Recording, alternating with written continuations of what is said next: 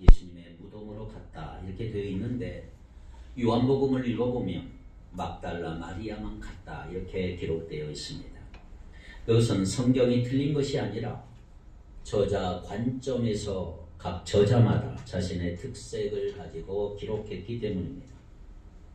그래도 사복음서에서 기록한 예수님의 부활에 대해서 한 가지 확실한 공통점이 있다면 예수님이 고난과 죽임을 당하고 3일 만에 부활할 거라고 하는 말씀을 여러 차례 말씀하셨음에도 불구하고 예수님의 제자들은 예수님의 부활을 전혀 기대하지 않았다라고 하는 것입니다. 여러 번 이야기하셨음에도 불구하고 제자들은 그 말씀을 믿지 않았어요. 그래서 예수님의 부활은 그들에게 놀라운 기적이 됐습니다. 마태복음은 오늘 본문에 보면 부활과 관련된 놀라운 사건들 중에 여인들이 천사를 통해서 부활에 대한 말씀을 듣고 부활하신 예수님을 만났다라는 그 내용이 기록이 되어 있습니다. 첫째로 1절에서 7절에 보면 천사로부터 부활 소식을 듣는 두 여인을 만나볼 수가 있습니다. 오늘 본문에 보면 안식 후 첫날, 요즘으로 말하면 일요일 새벽, 우리 믿는 자에게는 주일 아침 새벽, 막달라 마리아와 이름은 알려졌지만 누구인지 알 수 없는 다른 마리아가 무덤을 방문했을 때 기록이 되어 있습니다. 1절 다 같이 읽어봅니다. 안식일이 다 지나고 안식 후 첫날이 되려는 새벽에 막달라 마리아와 다른 마리아가 무덤을 보려고 갔더니 두 여인은 원래 무덤을 왜 갔어요? 무덤을 보려고 갔어요. 그들은 향료를 가지고 지난 금요일날 예수님 돌아가셨을 때 제대로 처리하지 못했던 예수님의 시신 그 매장을 깔끔하게 매듭짓기 위하여 무덤을 보려고 간 것입니다. 니고데모가 이미 많은 향품을 가지고 안식일이 되기 전에 예수님의 시신을 장사 지냈지만 여인들도 자기 나름대로의 향품을 사용해서 예수님의 시신을 받으려고 그 새벽에 간 것입니다. 그런데 두 여인이 무덤을 보려고 갔을 때 놀라운 일이 일어났습니다. 2절, 3절을 같이 읽겠습니다. 시작. 큰 지진이 나며 주의 천사가 하늘로부터 내려와 돌을 굴려내고 그 위에 앉았는데 그 형상이 번개 같고 그 옷은 은같이 희거늘. 큰 지진이 나 갑자기 천사가 하늘에서 내려왔는데 천사는 흰옷을 입고 번개와 같은 영광스러운 모습으로 나타났다 그랬어요. 번개와 같다는 말은 엄청나게 밝았다 이 말이에요. 누구라도 이런 모습을 보면 두렵지 않았을까요? 그런 천사의 모습에서 이미 죽음에서 승리했다는 사실을 여러분 느껴지지 않습니까? 2절을 보면 천사는 약 2톤이나 되는 엄청난 돌 바위였는데 그 돌을 굴려내고 그 돌 위에 앉았다라고 기록하고 있습니다. 아무리 인간이 무거워도 하나님의 천사에게는 아무것도 아니라고 하는 것을 알려주지요. 죽음을 이긴 초자연적 승리를 우리에게 암시해 주고 있습니다. 이 돌은 로마의 권위로 봉인되어 있기 때문에 당시 세계를 정복하고 다스리는 로마를 능가하는 권위가 아니라면 이 돌을 함부로 굴려내지 못합니다. 게다가 그 위에 앉아있다? 이건 도무지 상상조차 못하는 거죠. 감히 어떻게 그럴 수 있을까요? 자, 그러니까 이 사건은 로마보다 더 강력한 권위의 존재가 행했다고 하는 것을 우리에게 보여주고 있습니다. 그리고 이 일이 일어날 때 거기에는 분명히 무덤을 지키는 자들이 있었어요. 4절 볼까요? 지키는 자들이 그를 무서워하여 떨며 죽은 사람같이 되었더라. 총독 빌라도가 유대 종교 지도자들의 요청에 의해서 경비병을 보내주었는데 그들이 예수님의 무덤을 밤새 지키고 있었어요. 그런데 그들이 천사를 보고 뭐라고 되어 있어요? 무서워 떨며 죽은 사람과 같이 되었더라. 번쩍하며 나타나니 얼마나 무서웠겠습니까? 이것 역시 세상에서 아무리 막강한 세력이라도 하나님 앞에서는 아무것도 아니라는 것을 우리에게 보여주고 있고 하나님의 승리를 확실하게 보여주고 있는 것입니다. 오늘 본문의 바로 앞에 내용을 잠시 보겠습니다. 27장 62절로 66절을 보면 대제사장과 바리새인들이 함께 유대 총독 빌라도에게 가서 한 가지 요청을 해요. 63절, 64절 같이 한번 읽겠습니다. 시작. 내가 사울의 다시 살아나리라 것을 우리가 기억하느니 그러므로 명령하여 그 무덤을 사흘까지 굳게 지키게 하소서. 그의 제자들이 와서 시체를 도둑질하여 가고 백성에게 말하되 그가 죽은 자 가운데서 살아났다 하면 그의 소금이 전보다 더 클까 하나이다. 자, 그때 빌라도는 65절에 뭐라고 그랬어요? 너희에게 경비병이 있으니 힘대로 굳게 지키라. 힘대로 굳게 지키라. 66절에 보니까 그들은 경비병들과 함께 가서 큰 바위로 무덤을 임봉했다. 임봉을 해놓고 그냥 간 게 아니고 밤새 굳게 힘있게 힘대로 굳게 지켰다 그랬어요. 그 당시 최고의 정치 권력인 로마의 유대 총독과 최고의 종교 권력인 대제사장들 바리새인들이 예수님의 무덤을 지키는 일을 주도적으로 이끌었던 사람들이에요. 가장 최고 권력인 사람들이 예수님의 무덤을 지켰으니까 얼마나 단단하게 지켰습니까? 누가 감히 거기 접근할 수 있을까요? 그래서 경비병들은 총독의 이름으로 무덤을 아예 임봉하고 어떻게 지켰어요? 힘대로 굳게 지켰다. 65절에 그렇게 되어 있어요. 생각해 보세요. 내 상식적으로 생각해 봐도 그런 상황에서 내가 무덤을 접근하여 무덤을 막고 있는 큰 바위를 열었다. 이게 말이 됩니까? 그리고 들어가서 몰래 시신을 건드렸다. 이건 절대로 불가능한 일이란 말이죠. 그들은 조를 짜서 돌아가면서 쉬었고 밤새 지켰기 때문에 누구라도 분명히 지키고 있었다 이 말이에요.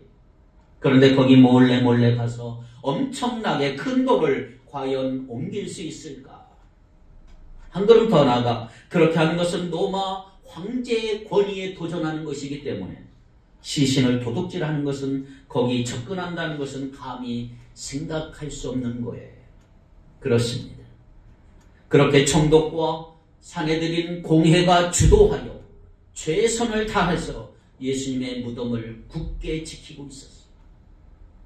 그럼에도 불구하고 오늘 여기 두 마리아가 무덤을 방문했을 때 무덤의 돌은 천사에 의해서 굴려졌다 하는 거예요.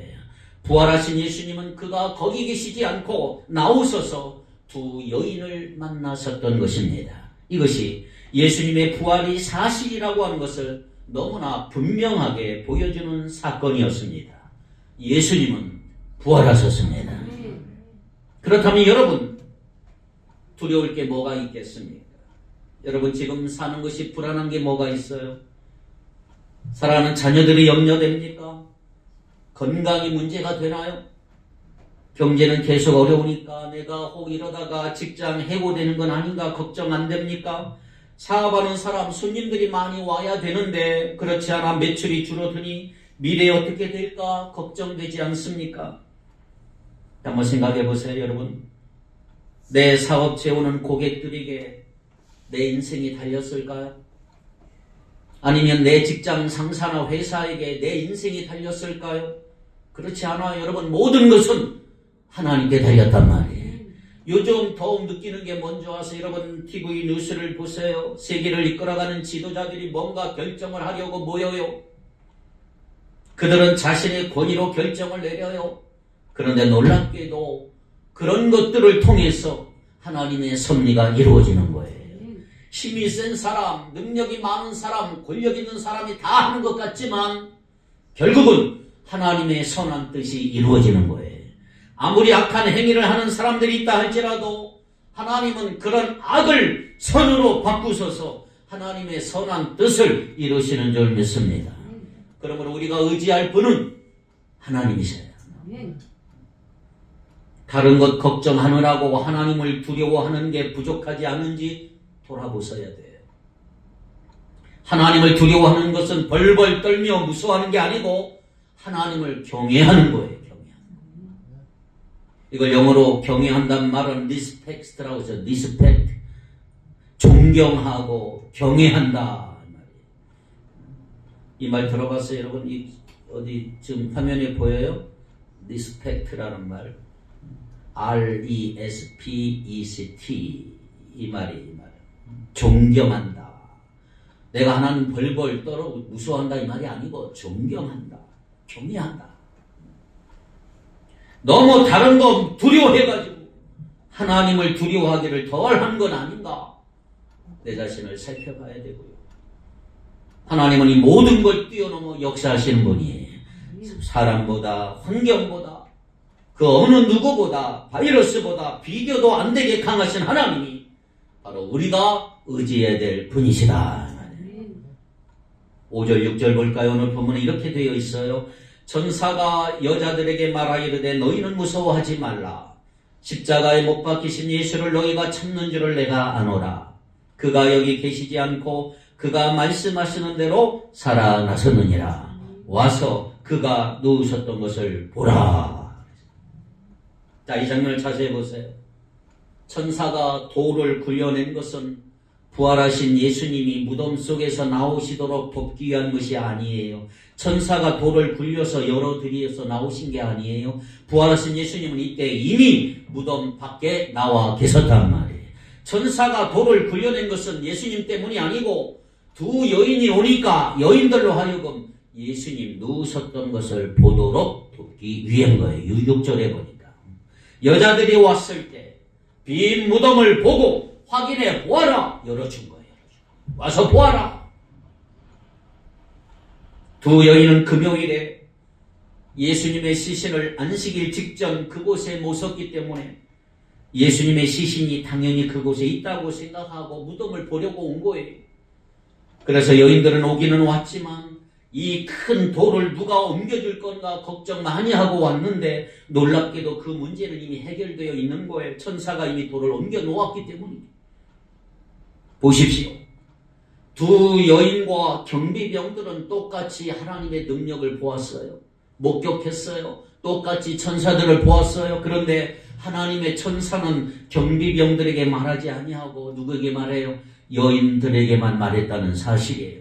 두 여인과 경비병들이 모두 천사의 초자연적인 나타남과 능력 앞에서 다 무서워 떨었지만 천사는 여인들에게만 6절, 5절 보니까 너희는 무서워하지 말라 말하잖아요. 뭘 말할까요? 여러분, 하나님의 말씀은 하나님을 전심으로 경외하며 하나님을 사모하는 사람에게만 들려진다는 거예요. 하나님은 정말로 믿는 사람들에게 말씀하시는 거예요. 왜? 하나님을 믿지 않는 사람들은 하나님이 아무리 말씀하셔도 그걸 알아듣지를 못합니다. 5절 보니까 천사는 너희가 십자가에 달리신 예수를 찾는 줄 안자라고 말하면서 여인들의 마음을 위로하지 않습니까? 그리고 이어서 6절에 그는 여기 계시지 않아. 그가 말씀하신 대로 살아나셨다. 여기 그가 예수님 누워 계셨던 거 한번 보아라. 이 여인들은 무덤 속에 계신 예수님, 정확히는 시체를 보려고 왔지만 예수님은 부활하셨기 때문에 거기 계시지 않는다는 것. 예수님이 부활하신 것은 6절에 그가 말씀하신 대로 살아나셨다. 이게 중요한 것입니다. 우연히 어쩌다 보니까 이렇게 된 게 아니고 이미 예고하신 대로 살아나신 줄 믿습니다. 이 천사는 예수님이 죽음과 부활을 예언하셨던 부활했다는 사실, 이미 말씀하신 대로 살아나셨다고 하는 것을 지적하면서 예수님의 빈무덤을 부활의 확실한 증거로 제시하고 있는 것을 볼 수가 있어요. 네, 아까도 말씀드렸지만 예수님의 제자들은 예수님이 사흘 만에 부활할 거라고 하는 말씀을 귀담아 듣질 않았어요. 그러나 예수님의 부활은 전혀 예상 못했는데 갑자기 일어났거나 전혀 생각하지 못한 사건이 아니고 과거에 이미 여러 번 예언된 사건이라는 거예요. 이미 여러 번 얘기했어요. 이게 중요한 것입니다. 다시 말해서 아무리 예수님이 말씀하셨지만 사람들의 반응은 그냥 흘려버립니다. 별로 믿지 않아요. 에이, 그런 게 어디 있어? 신경도 안 썼어요. 전혀 생각도 못했어요. 그런데 그러한 사람들의 생각이나 느낌이나 의견이 중요한 게 아니고 오늘 예수님이 뭐라고 말씀하셨는가가 중요하다. 그러므로 우리는 여러분들의 느낌이나 지식이나 판단이나 상식이 아니라 주님의 말씀을 의지해야 될 줄 믿습니다. 주님이 말씀하신 대로 살아나셨느니라. 말씀하셨다 말해. 말씀. 우리는 대개 어떻게 해요?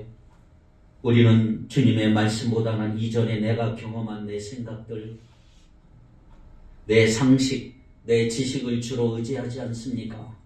그래서 결정을 내릴 때에도 내 인생에 또는 내 가정에 중요한 결정을 내릴 때에도 그냥 내가 아는 한에서 결정하는 모습들이 아닐까요? 그러나 여러분 주님의 말씀에 여러분 인생에 열쇠가 있다 이 말이에요. 우리는 말씀을 가까이 해야 되고 말씀을 받아들여야 될 이유가 여기 있는 거예요. 우리 자신을 위해서. 왜 말씀을 읽고 왜 묵상하고 왜 기도해야 할까요? 우리 자신을 위해서. 주의 음성을 듣고 그대로 해야 오늘 우리 인생이 풀리고 제대로 살 수가 있다는 말이에요. 할렐루야. 7절 볼까요? 7절 뭐라고 그랬어요? 시작. 또 빨리 가서 그의 제자들에게 이르되 그가 죽은 자 가운데서 살아나셨고 너희가 먼저 갈리오 하시나니 거기서 너희가 배우리라 하라. 그러나 내가 너희에게 이르느니라. 아멘. 자, 이제 천사는 뭐라고 합니까? 여인들을 위로한 다음에 그들에게 아주 중요한 임무를 하나 맡겨요. 빨리 가라. 빨리 가라. 빨리 가라는 말은 이처럼 좋은 소식을 너희들만 알지 말고 알려야 한다.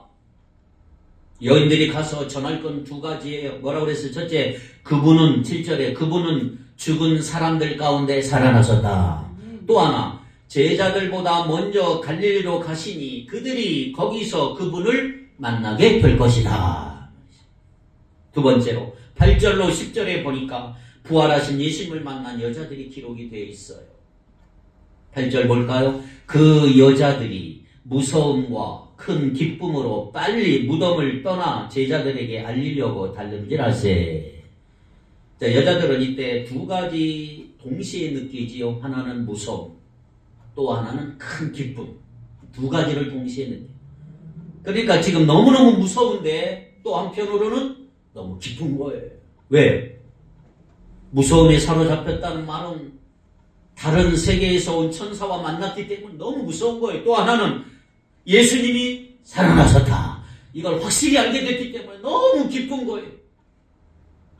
그래서 그들은 제자들에게 이 소식을 빨리 알려야겠다고 생각하고 급히 달려가는 거예요. 다름질할세. 여자들이 얼마나 열심히 뛰어가겠어요.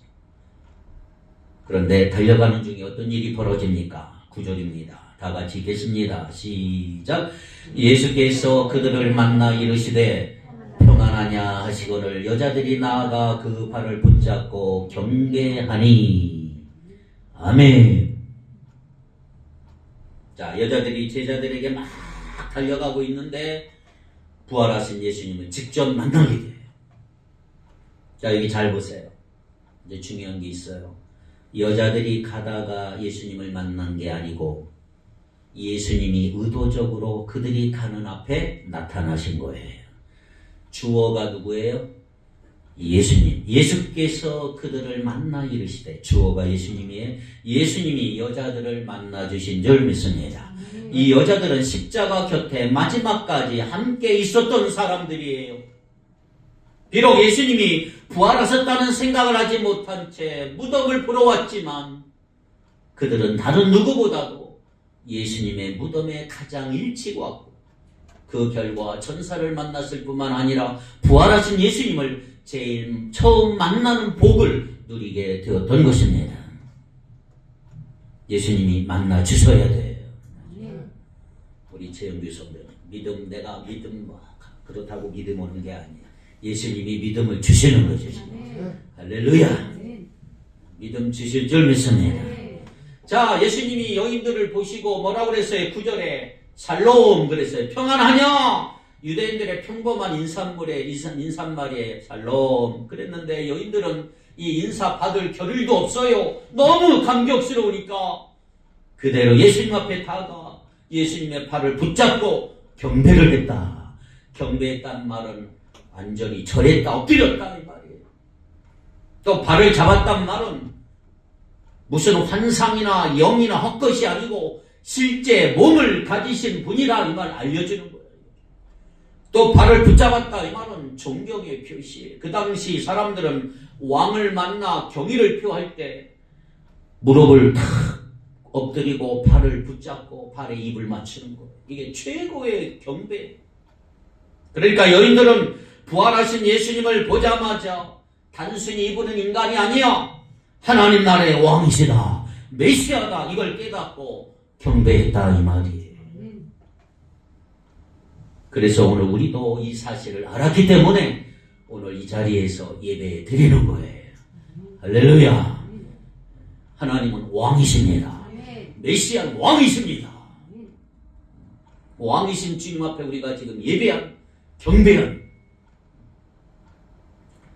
10절에 이에 예수께서 이르시되 무서워하지 말라 내 형제들에게 갈릴리로 가라 하라 거기서 나를 보리라 하시니라. 자, 여기서 아주 중요한 얘기 또 나옵니다. 잘 보세요. 예수님이 제자들을 뭐라고 불러요?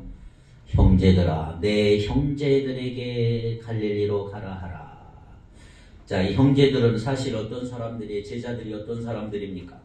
예수님 버리고 도망간 자들이에요. 도망간 자들. 베드로는 예수님을 부인하고 저주했던 사람이에요. 그나마 베드로는 대제사장 집까지 가서 몰래 따라갔기 때문에 부인하게 된 일도 생겼지만 다른 제자들은 이미 다른 데 다 온비백산 무서워 도망가 버렸어요. 요한만은 유일하게 십자가 앞까지 갔지만 사실 요한도 처음에는 어딘가 피실에 있다가 나중에 돌아온 거예요. 그럼에도 불구하고 예수님은 자신을 버리고 도망갔던 그 11명의 제자들을 가룟유다 빼고 10명의 제자들 11명의 제자들 보세요. 그들에게 뭐라고 그래요? 내 형제들아. 내 형제들아. 우리 같으면 뭐라 그래요? 배반한 사람들, 야 가서 그것들에게 그 자식들에게 나를 배신한 것들 그렇게 말할 텐데 우리 주님은 내 형제들에게 가서 말하라. 무슨 말이에요? 이미 그들을 사랑하신다. 용서하셨다. 배신한 자들이지만 나 용서했다 이 말이에요. 용서했다. 오늘 우리가 착각하면 안 되는 게 하나 있어요. 내가 열심히 성경 읽고 기도도 꾸준히 하고 예배도 꼬박꼬박 참석하고 헌금도 잘하고 신앙생활 잘하면 하나님 나를 너무너무 사랑하신다. 그런데 내가 예배 빠지고 등한히하고 게으르면 하나님 나 안 사랑하신다. 맞아요? 틀려요? 하나님의 사랑은 똑같아요. 하나님을 향한 우리의 사랑이 변덕스러운 것이지 우리를 향한 하나님의 사랑은 똑같습니다. 더 좋아질 수 없을 정도로 완벽한 사랑. 그래서 하나님의 사랑 그 자체, 하나님은 사랑 그 자체. 사랑이 많으신 정도가 아니고 하나님은 사랑 그 자체이시다. 주님은 내가 어떤 상황이든지 상관없이 나를 사랑하신다. 상황이 어떻든지 변함없이 나를 사랑하신다. 그렇다면 솔직히 자신을 돌아보셔야 합니다. 내가 정말 하나님을 기쁘시게 할 만한 삶을 살고 있을까? 사실 자신이 없잖아요. 돌아보면 형편없을 때가 얼마나 많습니까?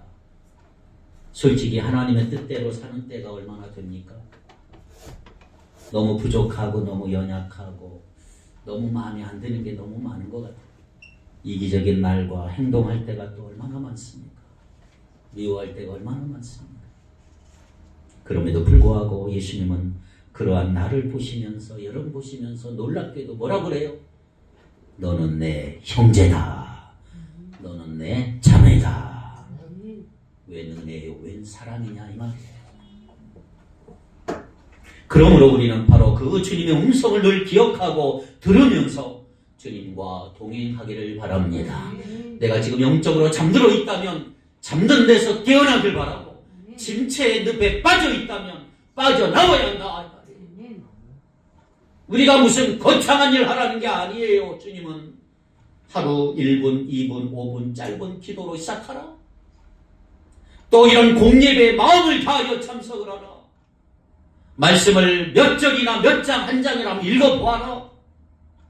아침마다 카톡을 통해 보내주는 생명의 말 묵상하고 큐티를 좀 하라. 그렇게 하다 나가다 보면 분명히 주님의 음성을 듣게 되고, 그러다 보면 주님이 하라고 하는 일 하면 된다 이 말이에요. 뒤에 보면 대제사장들과 장로들이 예수님의 부활 사건에 대해 경비병들에게 보고를 바꾸는 12절에 뭐라고 그래요? 많은 돈을 갖다 주면서 예수의 제자들이 밤중에 와서 우리가 잠든 사이 예수님의 시체를 훔쳐갔다 말해라! 13절에 시키잖아요. 12절 13절 볼까요? 자, 놀라운 소식을 듣습니다. 시작.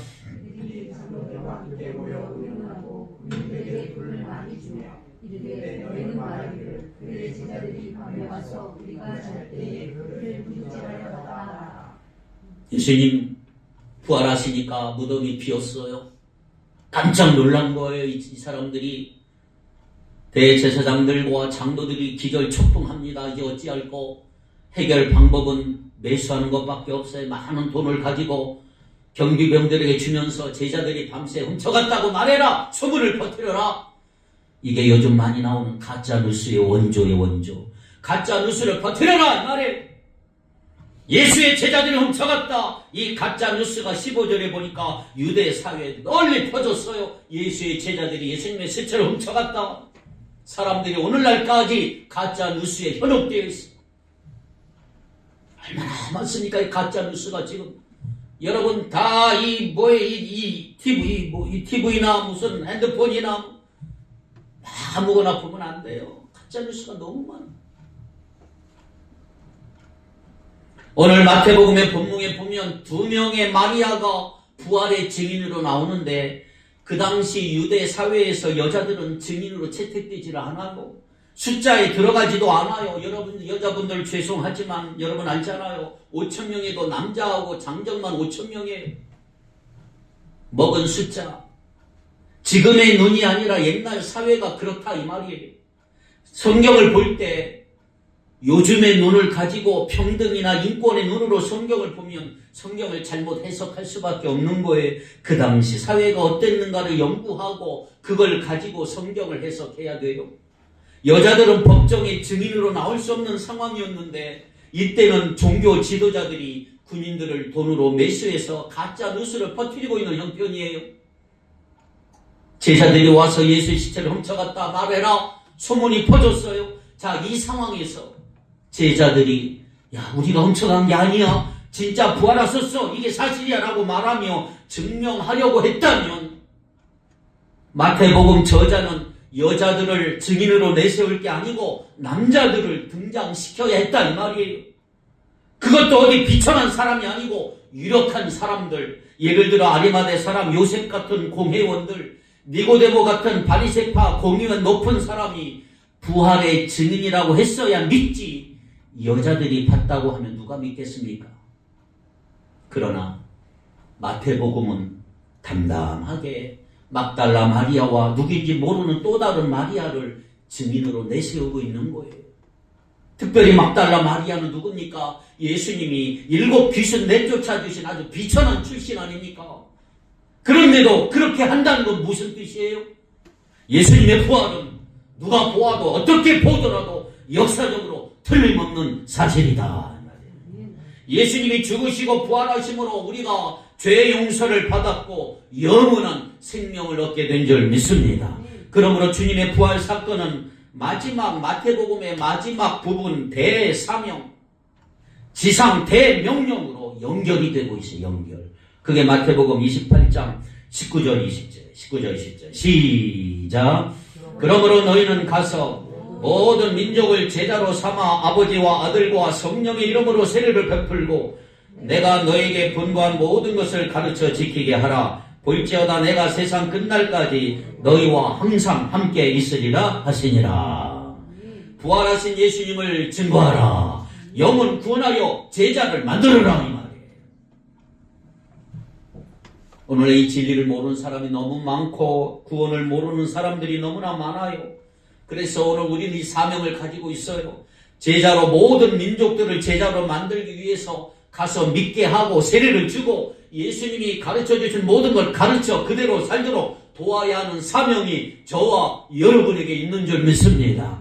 바로 이것이 부활하신 예수님의 복음을 전하여 하나님의 나라가 이 땅에 확장되도록 하는 거예요. 단지 내가 예수 믿고 천당 간다, 내 몸이 부활하고 영원한 생명을 한다, 이런 수준이 아니고 이 땅에서 그걸 모르는 사람들에게 이 부활의 소망을 알려주는 사명도 오늘 우리에게 주셨다는 거 기억하시기를 바랍니다.